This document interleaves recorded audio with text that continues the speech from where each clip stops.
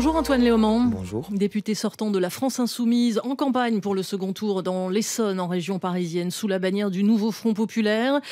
Dimanche, il y aura donc finalement moins de 100 triangulaires puisque plus de 210 candidats ont renoncé dans l'entre-deux tours pour barrer la route au Rassemblement national. La gauche s'efface dans presque toutes les circonscriptions où elle était arrivée troisième.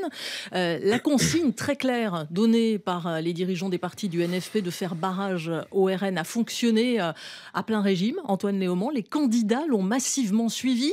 Qu'en sera-t-il cependant des électeurs ?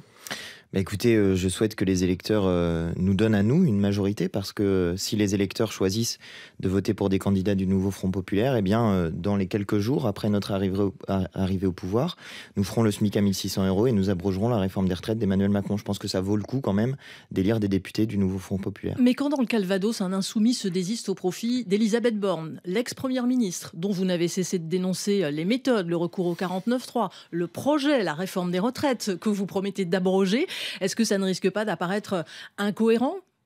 Je crois pas. Parce que c'est précisément ce que dénoncent les abstentionnistes, ceux qui se détournent de la politique, cette incohérence dans le discours et dans les actes. Il n'y a pas d'incohérence, parce que pour nous, ce qui prime devant tout, là, on a des désaccords avec Madame Borne, qui sont d'abord des désaccords économiques. Nous ne sommes pas d'accord avec cette réforme des retraites, nous l'abrogerons, nous avons des moyens de financer une réforme des retraites à 60 ans, c'est-à-dire encore de diminuer l'âge de départ en retraite, notamment en augmentant les salaires, et notamment en augmentant les salaires des femmes, parce que je ne vous l'ai pas dit, mais 80% des salariés au SMIC sont des femmes. Donc quand on augmente le SMIC à 1 600 €, ce qu'on fait, c'est qu'on augmente les salaires des femmes et qu'on participe à l'égalité salariale entre les femmes et les hommes.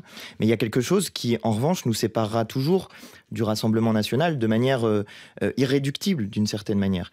Quand Jordan Bardella dit que son urgence, c'est la suppression du droit du sol, eh bien, c'est une mise en cause fondamentale de notre identité nationale depuis que la France est la France, c'est-à-dire depuis 1789. Au moment où on invente le drapeau tricolore et la Marseillaise, eh bien, on invente aussi le droit du sol et l'accès à la citoyenneté par ce droit du sol. C'est une remise en cause fondamentale de ce que nous sommes comme Français.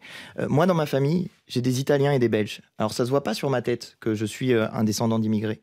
Mais il y a plein de gens qui subissent le racisme, qui subissent la haine religieuse en raison de ce qu'on suppose être une religion qu'ils auraient, ou de ce qu'on suppose être une origine qu'ils auraient.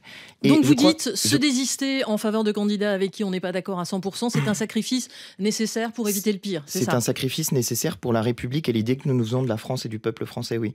Et je crois qu'il y a beaucoup de nos compatriotes en ce moment qui souffrent de ce racisme, qui souffrent de cette haine. Et quand je dis qu'ils souffrent, c'est y compris des violences physiques dont on parle. À Lunel, il y a quelques jours de cela, dans le sud de la France, dans le sud de la France, il y a 4 personnes qui ont failli noyer une personne en le traitant de sale arabe, un jeune étudiant de 19 ans. C'est ça, en fait, l'arrivée au pouvoir de l'extrême droite. C'est des violences racistes qui s'expriment dans la société et qui sont couvertes par un pouvoir politique. Donc, Madame Borne, je suis en rien d'accord avec elle sur le plan économique.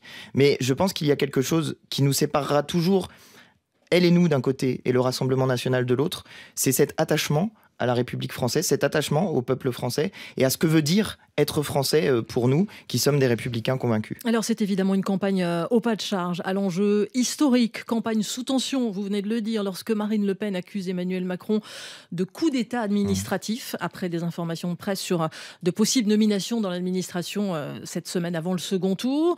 L'Élysée a appelé la députée RN au sang-froid. Qu'est-ce que cela vous inspire ? Cet épisode, ça laisse augurer, en cas de victoire du Rassemblement national, une cohabitation particulièrement musclée ? Mais de toute évidence, si Marine Le Pen arrivait au pouvoir, elle nommerait dans l'administration des gens qui sont des gens de son avis, qui sont d'accord avec elle. Donc elle voudrait des gens à sa botte pour faire dans l'administration exactement ce qu'elle veut faire. Normalement, l'administration, elle a un devoir d'obéissance. Donc ce qu'elle dit en disant cela, c'est qu'elle met en cause l'administration de l'État. Et ça, c'est la démonstration que Marine Le Pen n'est pas prête à gouverner le pays. Parce que Marine Le Pen et Jordan Bardella, s'ils veulent mettre en place des gens qui sont du Rassemblement national à l'intérieur de l'administration, c'est un problème. Alors eux, ils disent le contraire. Ils disent que le gouvernement est prêt, qu'ils sont largement préparés depuis des années à prendre le pouvoir. Alors à ce stade, c'est très compliqué de faire des projections fiables en siège pour le second tour, Antoine Léaumont, notamment compte tenu des désistements qui sont intervenus jusqu'à hier soir. On va aller sur les hypothèses. Si vous êtes en position de gouverner, le nouveau Front populaire. Le président de la République appellera à Matignon une personnalité issue de vos rangs. Qui? Votre préférence à vous, elle va où? Moi, ma préférence personnelle, elle est évidemment dans le rang des Insoumis.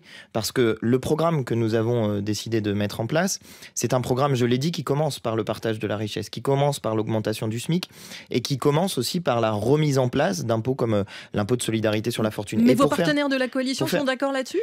Non, je crois que et sur ce point-là, on avait un point d'accord qui était que le groupe le plus nombreux à l'Assemblée nationale propose un candidat ou une candidate au poste de Premier ministre. Je crois que dans les rangs des Insoumis, il y en a plusieurs qui peuvent exercer cette fonction. Donc, c'est pas le nombre de candidatures d'une certaine manière qui manquerait, ni d'ailleurs pour former un gouvernement dans l'ensemble des forces de gauche. Maintenant, ce que je veux dire, c'est que derrière les questions de personnes, d'individus qu'on va mettre derrière le poste de Premier ministre, malgré tout, une question je voudrais juste finir cette phrase, si vous le permettez. Une question sur les personnes. Si vous le permettez, je voudrais juste finir la phrase. Parce que sinon, ça veut rien dire. Si je finis pas mes phrases, ça n'a pas de sens. Terminez très rapidement. Je vous dis que derrière les questions qui sont associées aux personnes, il y a des questions de ligne politique. Ouais. Ça n'est pas la même chose, par exemple, de choisir François Hollande comme Premier ministre. Absolument. Ou de choisir Clémence Guettet, Emmanuel Bompard ou Mathilde Panot ou Jean-Luc Mélenchon d'ailleurs comme Premier ministre. Justement, sondage Ipsos du 27 juin, les Français interrogés sur leur perception de potentiel Premier ministre, 78% d'entre eux disent que ce serait une mauvaise chose ou une très mauvaise chose que Jean-Luc Mélenchon occupe cette fonction. Clairement, ce n'est pas le bon scénario pour la suite. Ça m'amuse beaucoup parce que demander à des gens de droite si Jean-Luc Mélenchon ferait un bon Premier ministre, évidemment, vous allez avoir un résultat qui est assez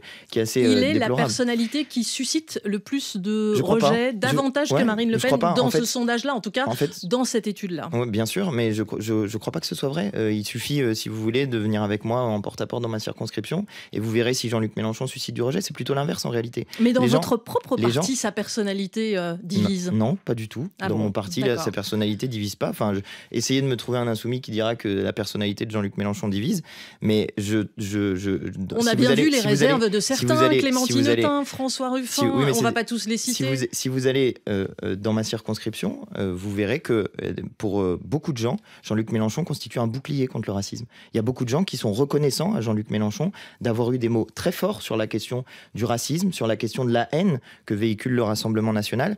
Et pour ce qui me concerne, vous savez, moi j'ai mis ma tête à côté de Jean-Luc Mélenchon sur mon tract et j'ai fait 43%. Donc si Jean-Luc Mélenchon suscitait du rejet, je pense que, ma foi, j'aurais fait un score moins important que 43%. Enfin, je ne sais pas si vous pensez qu'une progression de 7000 voix, c'est un rejet de la personnalité de Jean-Luc Mélenchon. C'est sur une circonscription particulière, je vous parlais d'un sondage national. Je vous dis une chose, c'est que derrière les questions de personnes, et la raison pour laquelle on essaye en ce moment de faire détester Jean-Luc Mélenchon à beaucoup de gens, c'est parce que Jean-Luc Mélenchon a proposé une ligne politique qui est une ligne de rupture avec le capitalisme. Et la raison pour laquelle on essaie de vous le faire détester, c'est parce qu'il défend d'abord vos intérêts. Antoine Léaumont, député sortant candidat du nouveau Front populaire dans l'Essonne. Merci d'avoir été avec nous. Merci à vous.